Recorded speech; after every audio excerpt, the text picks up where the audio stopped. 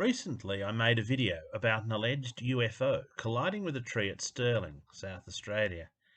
In that video, I mentioned there was a similar event at McHarg Creek, some miles distant, and 14 years earlier. Since then, I've discovered more information on that case.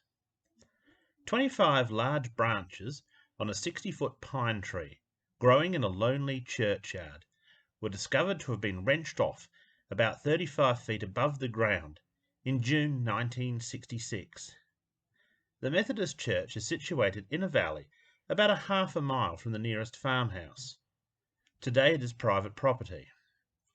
Don McColl, Curator of Geology and Mineralogy at the University of Adelaide's Tate Museum from 1964 to 1970, was asked by a friend to investigate what had happened to the tree.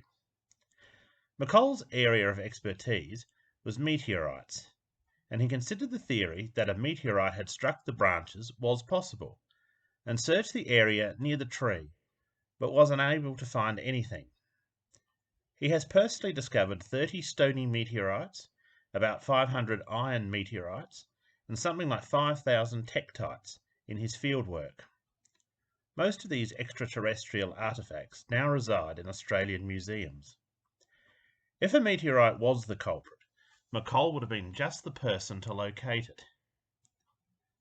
It was stormy around the time the tree was damaged, but no winds severe enough to have caused such destruction were recorded. If it had been a localized gust, then why wasn't the willow tree growing next to the pine affected? There was no harm to the church either. McColl checked the tree for signs of the branches being hacked at by an axe, but found nothing like this.